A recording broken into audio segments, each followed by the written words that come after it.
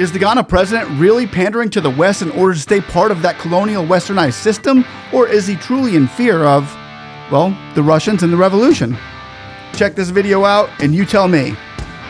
This is a very good occasion, but it's a particularly good occasion because we greatly value Ghana's leadership and your leadership in West Africa, the important efforts on regional security. We're strong partners, including on the UN Security Council, which we greatly value, partners for democracy and security in West Africa, and we greatly appreciate the peacekeeping contributions that Ghana makes, but also just more broadly, your own leadership for peace, for security, for democracy. Many challenges, but we're grateful to actually be facing them together, and really pleased to have you here this week for the summit. So thank you, Mr. President. Appreciate the time. So, Mr. Secretary, thank you very much. We'll just thank the American government for the invitation to participate in this summit. I think it's a summit that's been long overdue. I believe it's the second.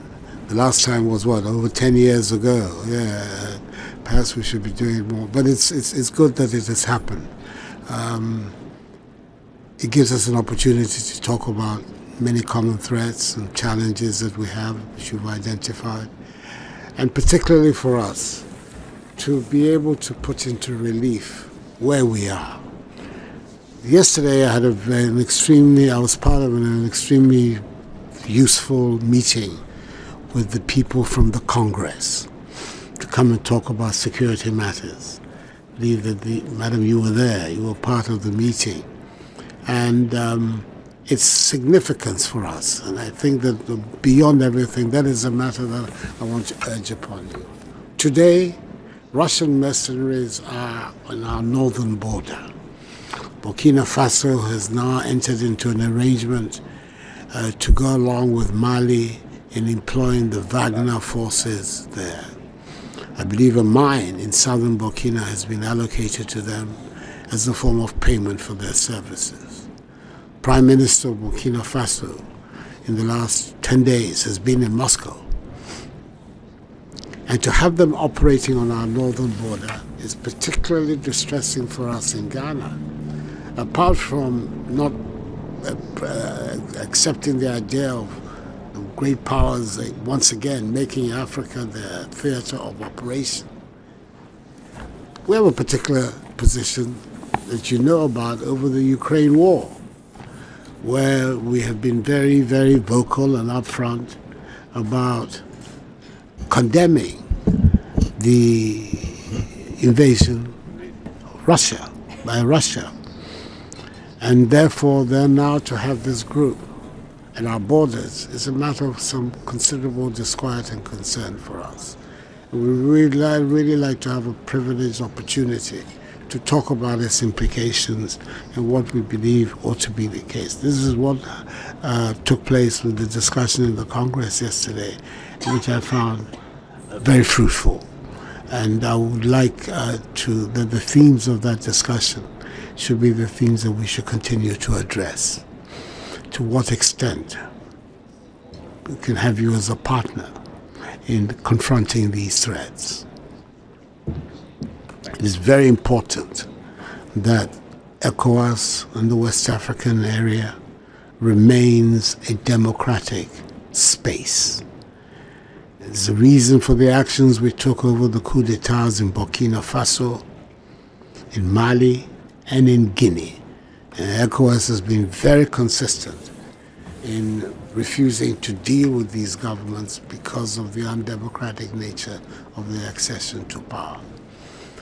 The commitment to democratic values and institutions is a high priority for our states. We in Ghana have been through all kinds of arrangements, governance arrangements in the past, one-party state, all kinds of experiments have taken place. And our people are now very clear in their mind. They want to go down the avenue of democratic engagement. And that is why the last 30 years of the Fourth Republic have been the most stable in our country's history. We want to do everything to preserve that. But there are enemies of democracy who are working hard in West Africa today. And therefore it's important that we bring that matter to your notice and see to what extent we can engage you as a reliable partner in the pushback of those forces. Africa has reached new heights. Africans have gone to a new level. It is shown throughout the world that they are now becoming independent like never before. Through Burkina Faso, through Guinea, through Mali, through Gabon, they're taking control once again of their assets. A total pandering money move, I feel, that the Ghana president has just done. The world understands what's going on in Africa and the move to independence that it's taken, as the Ghana president literally here snitching on his brothers in the region of Burkina Faso, Guinea, Gabon, Mali, and so forth, acting like he's telling Blinken and his minions information that they don't already know. You notice the president of Ghana trying to say that there are African countries that are trying to implement communism because they're allowing Russia to help them, which is totally propaganda at its best. He's saying that they are trying to destroy democracy when that's just a straight out lie. What Africa is trying to destroy is colonialism and rigged elections. You can't say just because Russia is helping them that they're promoting communism, and I base my statement on this simple one theory: the BRICS. BRICS, Brazil, democracy; Russia, communist; India, democracy; China, communist; South Africa, democracy. You see, the revolution in Africa is not about getting countries to fall into the hands of dictatorship and communism. It's about giving all countries a fair shake, no matter where you are, who you are, what you look like, what you feel, and how your culture is described by its faith, which still means something in places. So the thought of Nana Akufo-Addo of Ghana making such statements should throw up some sort of red flag. First flag is he's concerned about the revolution, or the people around his region in those countries who are overthrowing Western puppets who were elected illegitimately and or by rigged elections. And the most concerning thought to this is that Nana Akufo-Addo knows what's going on and the major steps forward, the progress that Africa has taken and made to get rid of the colonialism and authoritarianism. So to step in and take a polar opposite position does these two things. First of all, I think it sets apart the revolution and allows them to get money from the West, because that's what he's doing. He's pandering to the West's ideologies and looking for handouts as an ECOWAS ally. That means you're going to have to implement LGBTQ, take on human rights of Americans as well. Just to remember that, plain and simple. Pay us to stay friends and we make good prostitutes. Firstly, that was scenario one.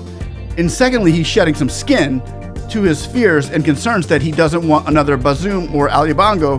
He feels threatened from within and will do anything for safety. He thinks Western intervention is necessary for his rule to stay in power. So now it's going to be up to Ghana to follow through on these tasks. Thorough internal investigation on the legitimacy or illegitimacy of his presidency and the sources who were backing him during the campaigns, the computers that were used during the elections. Was there any tampering? You got to figure this stuff out now. Then you check his bank statements. Where does his money come from? And what are his monetary personal investments? Are there any secret accounts? And if all that checks out fine, well, no harm, no foul. He's a president doing what he thinks is best for the country. And the people can decide on whether they agree with him or not and go from there in the next election. Nonetheless, Africa is taking on a new mindset here, and don't look back. This is a journey. It's not a sprint. The world is watching. The world is for you, and our prayers and love abide with you all during this process. So keep strong, stay safe. We love you, and may God bless and lead and guide your country and all of you and your families as well. Thank you. God bless.